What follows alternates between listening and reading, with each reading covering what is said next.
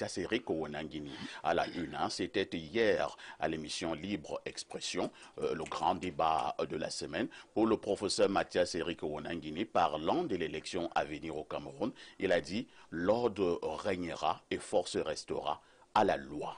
Commentaire. Oui, je pense que c'est une déclaration qui, moi, me convient. Pourquoi? Parce que, vous le savez, depuis quelque temps, nous avons constitué un groupe pour mettre en place une association que nous avons intitulée le Cercle de soutien à son Excellence Paul Biya, le CERBI, pour aller à la défense précisément des institutions du Cameroun. Le discours que nous tenons, c'est de dire que le Cameroun doit rester. Peu importe la manière avec laquelle il aurait pu être géré, c'est notre héritage à nous tous. On ne jettera pas le bébé avec l'eau du bain. Donc tous les discours qui sont de nature à nous promettre le chaos ou à installer un désordre dans les jours à venir au Cameroun, nous sommes là pour les combattre précisément. Donc ça rentre à peu près dans le cadre de cette déclaration du professeur Ouanangini, qui est un habitué de votre plateau. Je pense d'ailleurs qu'il fait partie aujourd'hui d'un des intellectuels camerounais qui est assez droit dans ses bottes, qui ne se laisse pas emporter par les émotions, qui ne faiblit pas, un peu comme vous l'avez relevé pour vous-même tout à l'heure, c'est-à-dire qui ne cède pas à une forme de dictature imposée par les autres. Parce que dans l'espace socio-numérique aujourd'hui, on assiste quand même à une horde de délinquants. Je les appelle des délinquants, qui s'abattent sur nous autres. Parce que même si pour vous, vous l'avez dit parfait ici, ça vous permet de vous recharger, mais ce n'est pas tout le monde qui a les ressources nécessaires mentalement pour pouvoir supporter ce qui est écrit, ce qui est dit de la manière la plus sauvage. Et je pense que c'est un gros manquement aujourd'hui dans notre Cameroun, où on a tout un ministère quand même chargé de réguler les télécommunications. On a même l'ART qui existe. Je pense qu'on aurait pu déjà légiférer à défaut de mettre en place un ensemble de mesures draconiennes pour aller à l'encontre de ces gens-là qui s'attaquent aux personnalités. Et donc, M. Ouanangini, lui, il est généralement assez... on va dire, il se maîtrise par rapport à cela et je voudrais l'en féliciter parce que personne ne doit dicter à autrui sa manière de réfléchir ou de penser dans un pays de liberté comme le Cameroun. JLP, l'ordre régnera pour ce qui est de l'élection présidentielle à venir au Cameroun et force restera à la loi, dixit professeur Mathias Eric Ouanangini. Lorsqu'il le dit, est-ce qu'on peut soupçonner qu'il y en a qui sont tapis dans l'ombre et qui sont en train d'agiter le sceau peut-être d'une crise? En fait, qu'est-ce que je veux dire? Avec ce qui se passe actuellement au Cameroun et au vu d'ailleurs, je ne vais pas fustiger le RDPC, ce n'est pas d'ailleurs ce que je vais faire sur ce plateau. C'est d'ailleurs de ton droit. Hein. C'est d'ailleurs de mon droit, mais ce n'est pas ce que je vais faire ce matin. Il faut d'abord dire que nous sommes dans un pays démocratique, même si la démocratie est illusoire dans notre pays. Donc, chaque citoyen est libre de décider et de choisir le candidat qui sied à leurs ambitions. C'est ça même l'essence de la démocratie. L'essence de la démocratie. Et donc je pense que certainement, oui, il y a des citoyens tapis dans l'ombre qui veulent peut-être, je ne sais pas, saquer l'élection présidentielle, mais étant donné que, qu'est-ce que je dirais, étant donné que nous sommes dans un pays démocratique, je le réitère ici, il faut amener les choses à ce qu'elles soient ordonnées. Déjà, il faut la transparence dans les élections présidentielles, comment je dirais, dévoiler les listes électorales, à savoir les différentes personnes qui y sont inscrites.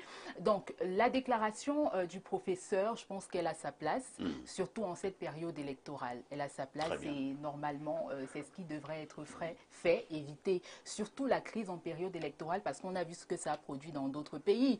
Il y a eu des morts, il y a eu beaucoup d'échafaudés, mais dans notre pays, puisque nous sommes un pays démocratique, il faut que les choses se passent dans la paix et dans la transparence totale. Alain Douk, lorsqu'il y a une guerre dans un pays, j'ai eu la chance d'avoir parcouru certains pays où on a connu des guerres, notamment la Côte d'Ivoire, le Congo, la République centrafricaine. Je vous assure, les témoignages sont extrêmement alarmants. Alors, est-ce qu'il y a un seul Camerounais qui gagnerait à ce que le Cameroun soit à feu et à sang? Absolument pas. Objectivement. Vous savez, il y a Jacques Chirac qui disait déjà à ce sujet, la violence est une boîte de Pandore. Il est si facile de l'ouvrir, mais personne ne pourra garantir qu'on pourra la fermer. C'est ça le problème avec la violence. Et il y a déjà énormément de signes avant-coureurs d'une certaine passion, d'un volcan qui couve et qui pourrait dégénérer après les élections présidentielles au Cameroun. Vous avez les sorties de notamment Bourgui sur le sujet qui annonce le français, voilà, etc. On connaît comment l'histoire nous raconte qu'il a été très impliqué dans les histoires de déstabilisation des nations par coup d'État, etc. Et cette même France vient également encore d'attirer l'attention de ses ressortissants au Cameroun, qu'ils doivent être prêts pour ce qui arrive au cas où il faudrait qu'ils soient évacués. Parce que, vous savez, la plupart du temps, il y a des câbles diplomatiques, il y a les services de renseignement qui font un travail de fond et qui ne nous permet pas, nous autres, parfois, d'être au même niveau d'information qu'eux. Mais la barbouzerie fait des travaux et ils peuvent parfois, dans la prospective, savoir comment telle ou telle situation peut se produire par la suite. Donc on tient compte de tout ça. Et je me dis que quand le professeur a fait cette déclaration, c'est tenant en compte tous ces facteurs pour dire que, quoi qu'il arrive, des dispositions sont prises par l'État pour que les échéances présidentielles à venir se déroulent non seulement dans l'ordre, mais que la réalité post-électorale qui va s'en suivre soit de même apaisée. Je suis pour que les choses se passent dans la paix. Moi, je suis un pacifiste. Je veux que les changements se font, mais je ne veux pas que ça se fasse à n'importe quel prix. Parce que pour moi, la paix n'a pas de prix. Allons au-devant de nos convictions, donnons-nous tous les moyens d'atteindre nos fins politiques, mais que ça se passe vraiment de façon pacifique et non pas forcément dans la violence et des bains de sang. Pierre Blériot Niémec, pour accéder à la magistrature suprême dans un pays qui s'appelle Cameroun, est-ce qu'on est obligé de passer par la voie du sang? Pour accéder à la magistrature suprême, on ne devrait pas passer par la voie du sang. De même que pour s'y maintenir, il ne faudrait pas verser du sang non plus. Les déclarations du professeur Oonangini, l'ordre régnera. À ça, j'ajoute que la meilleure façon de faire régner l'ordre, c'est de faire régner la justice. Il faut que le droit, dans le cas d'espèce de droit électoral, que la transparence soit de mise. C'est ça qui garantit la paix. Ce n'est pas des discours seuls qui garantissent la paix. Nous devons tous œuvrer à ce qu'il y ait la paix avant, pendant et après. Aucune paix ne s'impose par la force. Ce qu'on peut obtenir, c'est la calmie. Ce qu'on peut obtenir, c'est la force. Mais la paix, c'est une construction. Nous devons donc tous travailler. Et eu égard à l'intervention de la France, il faut dire qu'elle est coutumière du fait. Elle aime dire ce genre de choses. Elle n'a rien à foutre dans l'organisation de notre élection, de nos élections, comme nous ne foutons rien dans l'organisation des élections françaises. Le Cameroun appartient aux Camerounais et c'est aux Camerounais de s'assurer que les choses se passent bien. Maintenant, un camp comme l'autre, le camp de l'opposition, ne devrait en aucun cas agiter l'épée de Damoclès sur la tête du pouvoir. Le pouvoir devrait se rassurer de faire les choses avec transparence, ne pas rentrer dans ses vieilles habitudes. Ne pas croire que toutes les années seront les années passées ou toutes les élections seront semblables aux élections passées. Les Camerounais ont besoin d'une élection transparente, au moins pour une fois dans leur histoire. Au moins pour une fois dans leur histoire. Très bien.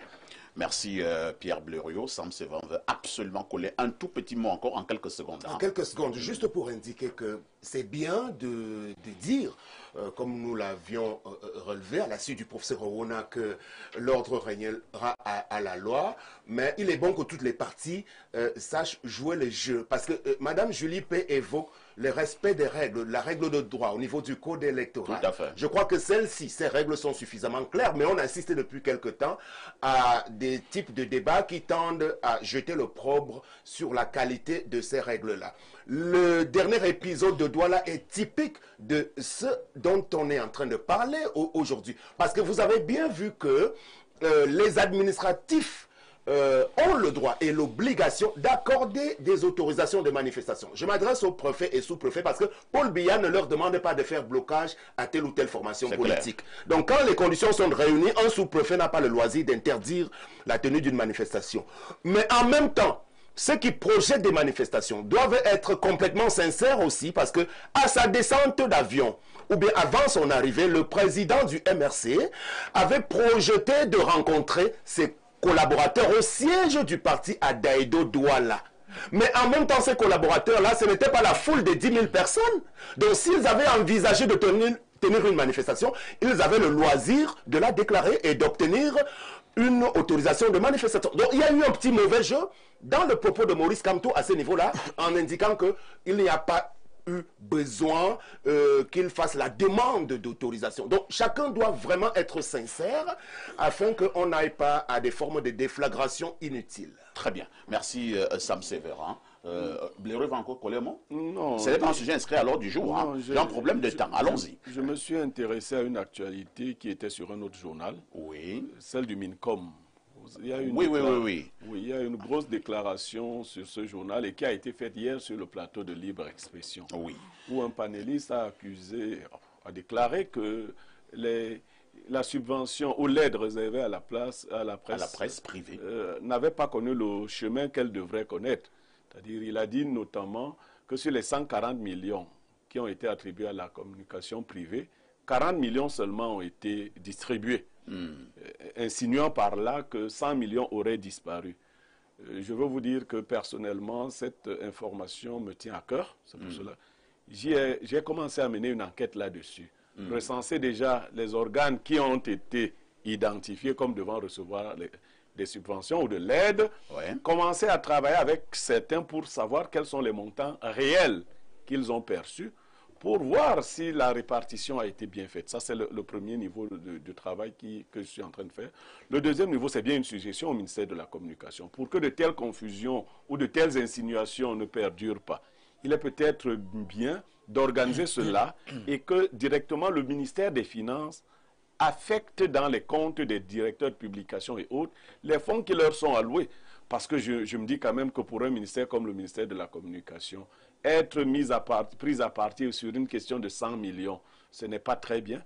Ce d'autant plus qu'il faut travailler à quitter l'idée de l'aide pour aller vers une subvention réelle. Ils connaissent les montants qui sont courants dans les pays à revenus égal. Que nous en soyons à 140 millions et qu'on en soit encore à soupçonner des choses pas claires, il faudrait qu'on clarifie. Très bien. On ferait bien de clarifier la question. De toutes les façons, le ministre de la Communication, René Emmanuel Sadi, qui est un fidèle téléspectateur de nos programmes, fera peut-être une sortie dessus, parce que nous sommes en train de mener notre propre enquête pour voir pour avoir une certaine clarté de la répartition des derniers fonds concernant l'aide publique à la communication privée au Cameroun. Y a-t-il eu traçabilité? De toutes les façons, nous enquêtons. Et lorsque nous avons dit cela, nous marquons une autre touche pause.